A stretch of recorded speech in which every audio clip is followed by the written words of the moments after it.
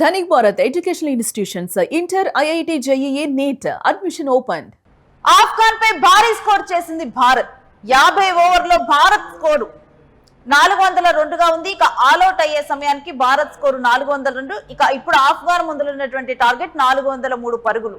50 ఓవర్లో 402 పరుగులకి భారత్ ఆల్అౌట్ అవడం జరిగింది. కాకపోతే ఒకానొక టైంలో అసలు బాగా హైయెస్ట్ స్కోర్ కి వెళ్ళిపోతుందేమో, గతంలో ఉన్నటువంటి రికార్డును బ్రేక్ చేస్తుందేమో అనుకున్నారు. ఎందుకంటే ఆ విధంగా శుభ్మన్ గిల్, ఇషాన్ కిషన్ చెలరేగిపోయారు.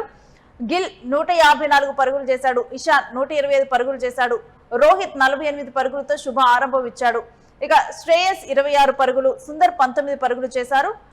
కరోటి, రషీద్ వీళ్ళు వికెట్లు తీయడం జరిగింది. ఆఫ్ఘాన్ బౌలర్లు కరోటి అయితే 4 వికెట్లు తీశాడు, రషీద్ 3 వికెట్లు తీశాడు. ఇక ఆఫ్ఘాన్ బౌలర్లు కూడా వికెట్లు తీయటంలోనైతే కరోటి, రషీద్ వీళ్ళు చెలరేగిపోయినట్లుగా మనం చూడొచ్చు. ఇక అంటే కట్టడి చేశారని చెప్పొచ్చు భారత్ ని వీళ్ళు. ఈ మ్యాచ్ కి సంబంధించినటువంటి విశ్లేషణ మా కొలీగ్ మురళి అందిస్తారు. ఎస్ మురళి, ఈ మ్యాచ్ లో అంటే ఒకానొక టైంలో చూస్తే గనక ఇటు సెంచరీలు నమోదవడంతో శుభ్మన్ గిల్ గానీ, ఇషాన్ కిషన్ గానీ చెలరేగిపోవడంతో ఈ మ్యాచ్ నెక్స్ట్ లెవెల్ కి వెళ్ళిపోయింది. గతంలో ఉన్నటువంటి రికార్డ్ ను బ్రేక్ చేయొచ్చు అనుకున్నారు. అవును రేణు, అంటే ఈ మ్యాచ్ ని బట్టి చూస్తే మాత్రం ఒకరిద్దరు బ్యాట్స్మెన్స్ మాత్రమే బాగా ఆడతారు. అది ఎవరనే విషయం పక్కన పెడితే మొదటి వన్డేలో వర్షం కారణంగా ఓవర్లను కుదించినప్పుడు మనం చూసాం. అక్కడ ఆఫ్ఘనిస్తాన్ మొదట బ్యాటింగ్ చేసినప్పుడు కూడా ఒక అద్భుతమైనటువంటి సెంచరీతో ఆఫ్ఘనిస్తాన్ ఆటగాడు గుర్బాజ్ 51 బంతుల్లోనే సెంచరీ చేసినటువంటి మాట.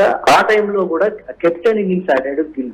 సో ఆ మొదటి వన్డేలో ఏ విధంగా ఆడాడో రెండవ వన్డేలో కూడా అదే విధంగా చెలరేగి ఆడాడు. 110 బంతుల్లో 154 పరుగులు చేశాడు. అందులో 22 4లు 2 6లు ఉన్నాయి. ఇషాన్ కిషన్ కూడా ఒక మెరుపు సెంచరీ అయినా చెప్పాలి. ఇషాన్ కిషన్ కూడా ధాటిగా ఆడాడు. శుభ్మన్ గిల్ కి మంచి సపోర్ట్ ఇచ్చాడు. అంటే రోహిత్ శర్మ వెనుదిరిగిన తర్వాత ఇషాన్ కిషన్ ఇచ్చినటువంటి సపోర్ట్ తోటి గిల్ చెలరేగా ఆడాడని చెప్పాలి. ఇరువురు కూడా ఒక మంచి భాగస్వామ్యాన్ని నెలకొల్పారు. 79 బంతుల్లోనే ఇషాన్ కిషన్ 125 పరుగులు అయితే చేసినటువంటి పరిస్థితి. ఇది భారీ స్కోర్ అని చెప్పాలి. ఒకానొక దశల్లో 30 ఓవర్లు దాటిన తర్వాత ఇక స్కోర్ వరల్డ్ హైయెస్ట్ స్కోర్ కి వెళ్ళబోతుంది. ఇషాన్ కిషన్ లేదా గిల్ ఇద్దరిలో ఎవరో ఒకళ్ళు డబుల్ సెంచరీ చేస్తారు అనేటువంటి రూపంలో, అంటే ఆఫ్ఘనిస్తాన్ బౌలర్ల మీద చెలరేగి ఆడినటువంటి విధానాన్ని కూడా మనం చూసాం. ముఖ్యంగా సరే పిచ్ కండిషనా లేకపోతే వాళ్ళు బౌలింగ్ వీక్ గా వేశారా, మన బ్యాట్స్మెన్లు స్ట్రాంగ్ గా ఉన్నారా, మొత్తం మీద అయితే 400 పరుగుల పైచిలకు దాటుతుందని అనుకున్నారు. కానీ అనుకున్నంత స్కోర్ అయితే రాలేదనేటువంటి మాట చెప్పచ్చు. అంటే 30 ఓవర్ల వరకు ఆడినటువంటి ఆట వేరు, చివరి 10 ఓవర్లలో వికెట్లు కోల్పోయినటువంటి విధానం.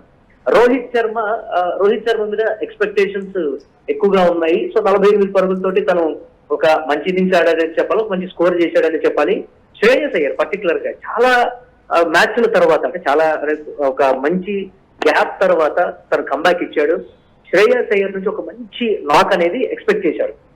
అది హాఫ్ సెంచరీ పైన లేకపోతే ఇప్పుడు గిల్ గాని ఇషాన్ కిషన్ ఆడినటువంటి ఫ్లోలో, అంటే గతంలో ఓపెనర్లు ఆడిన తర్వాత శ్రేయస్ అయ్యర్ కూడా అదే ఊపును కంటిన్యూ చేసేవాడు. కానీ ఫస్ట్ వన్డేలో రెండో వన్డేలో శ్రేయస్ అయ్యర్ నుంచి ఆ స్థాయిలో స్కోర్ అయితే మనం ఎక్స్పెక్ట్ చేయలేకపోయాం, నిరాశపరిచాడని చెప్పాలి. కేఎల్ రాహుల్ అంటే ఒకే ఒక్క బంతి ఆడాడు, ఆ బంతికి అవుట్ అయినటువంటి కేఎల్ రాహుల్ కూడా నిరాశపరచడం.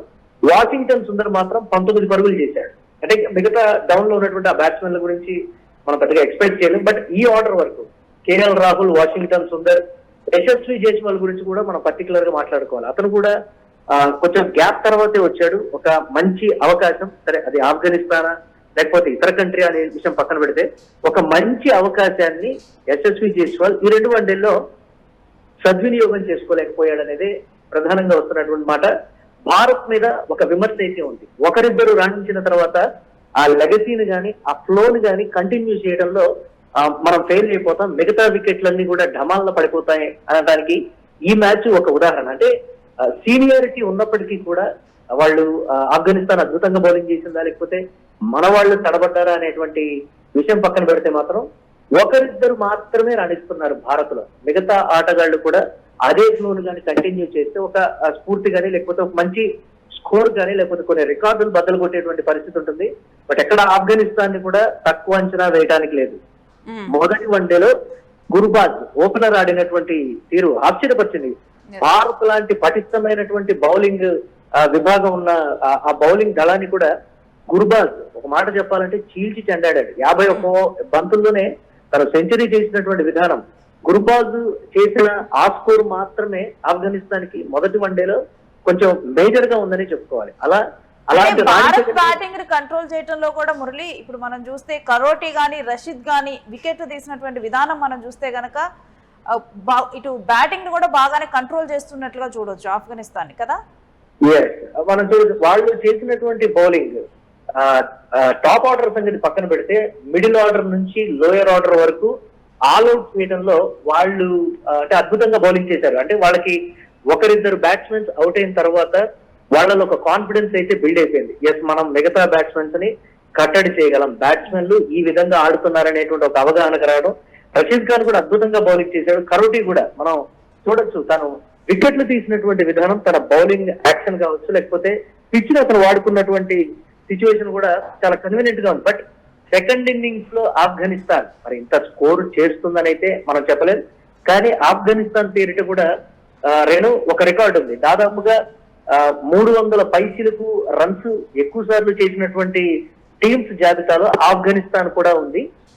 ఆఫ్ఘనిస్తాన్ తలుచుకుంటే దాదాపుగా 350 పరుగులు దాటినా గానీ ఆశ్చర్యం లేదు, దగ్గర వరకు వచ్చినా గానీ ఆశ్చర్యం లేదు అనేటువంటి మాట. ఎదురుగా వాళ్ళు తెగిస్తే మాత్రం ఏ బౌలర్ ఉన్నారు, ఏ టీం ఉందనేది కూడా చూడరు. ఆస్ట్రేలియా గానీ లేకపోతే ఏ కంట్రీ ఉన్నా చూడరు. అది భారత్ అయినప్పటికీ కూడా తెగించి ఆడితే మాత్రం డెఫినెట్ గా దరిదాపులకు వచ్చేటువంటి అవకాశం అయితే. మరి మురళి ఇప్పుడు ఈ 403 పరుగుల లక్ష్యాన్ని ఆఫ్ఘనిస్తాన్ చేరుకోగలుగుతుందా, లేకపోతే ఏంటి, ఏ విధంగా చూడాలి ఇప్పుడు ఆఫ్ఘనిస్తాన్ ఆట తీరుతో ఈ పరుగుల లక్ష్యాన్ని? 95% భారత్ కి విజయావకాశాలు ఎక్కువగా ఉన్నాయి. అంటే మొదటి వన్డేలో భారత్ బౌలింగ్ ను కూడా మనం చూసాం. సో రెండో వన్డేలో కూడా అదే విధంగా కట్టడి చేసి వికెట్లు తీయగలిగి స్కోర్ ను గానీ కట్టడి చేయగలిగితే మాత్రం డెఫినెట్ గా మనదే విజయం అవుతుంది. బట్ 95% ఈ స్కోర్ ను మాత్రం భారత్ కాపాడుకుంటుంది, దానిలో ఎలాంటి ఇది లేదు. కానీ భారత్ బౌలింగ్ ఏ స్థాయిలో ఉంటుంది అనేది ఇక్కడ ప్రధానంగా వాళ్ళు, అంటే ఆఫ్ఘనిస్తాన్ లాంటి టీం ని మనం 200 పరుగులకు ఆల్అౌట్ చేస్తామా, 250 పరుగులకు ఆల్అౌట్ చేస్తామా, లేకపోతే వాళ్ళు వికెట్లు కోల్పోకపోయినప్పటికీ కూడా ఆ నిర్ణీత 50 ఓవర్ల వరకు ఆడించినప్పటికీ 250 లేకపోతే 200 పరుగులా, లేకపోతే అతి తక్కువ ఆల్అౌట్ చేస్తారా, లేదు ఇష్టం వచ్చినట్టుగా బౌలింగ్ చేసి, అంటే మన బౌలింగ్ విధానాన్ని బట్టి 350 పరుగులు కూడా దాటుతుందా, ఇది చెప్పలేనటువంటి సిచ్యువేషన్ ఉంటుంది రేణు. బట్ 95% భారత్ కి విజయావకాశాలు ఎక్కువగా ఉన్నాయి. ఆ 5% మాత్రం చెప్పలేనటువంటి పరిస్థితి ఉంటుంది. బట్ ఆఫ్ఘనిస్తాన్ కూడా ఈ మ్యాచ్ లో తన శక్తి వంచన లేకుండా భారత్ కు ధీటుగా అయితే సమాధానం ఇచ్చేటువంటి పరిస్థితి ఉంటుంది సెకండ్ ఇన్నింగ్స్ లో. Right, thanks for the details Murali. ఇక 50 ఓవర్లలో భారత్ 402 స్కోర్ ని నిలిపింది. ఇప్పుడు ఆఫ్ఘన్ ముందులో ఉన్నటువంటి లక్ష్యం 403 పరుగులు. కానీ ఇప్పుడు ఉన్నటువంటి భారత్ ఆట తీరుతో, బౌలింగ్ తీరుతో కనుక మనం కంపేర్ చేస్తే విజయ లక్ష్యం భారత్ వైపే ఎక్కువగా ఉన్నట్లు కనిపిస్తుంది. కానీ అలా అని ఆఫ్ఘన్ టీంని ఏ మాత్రం కూడా తక్కువ అంచనా వేయలేం. ఎందుకంటే ఒక్కసారి కనుక ఆఫ్ఘన్ చెలరేగా ఆడటం మొదలు పెడితే ఎదురుగా ఉంది ఎంతటి వారు, ఏ టీం అనేది ఏ మాత్రం కూడా లెక్క చేయరు. ఇంకా వన్స్ ఫామ్ లోకి వచ్చిందంటే ఆఫ్ఘన్ తను విజయ దిశగా కూడా దూసుకుపోతూ ఉంటుంది. కాకపోతే విజయాన్ని మాత్రం మనం ఎవరన్నది మనమైతే బేరీజ్ వేయటం అయితే ఆఫ్ఘన్ విషయంలో కష్టంగానే చూడొచ్చు. కాకపోతే ఇండియాకు మాత్రం విజయ అవకాశాలు అయితే పుష్కలంగా కనిపిస్తున్నాయి.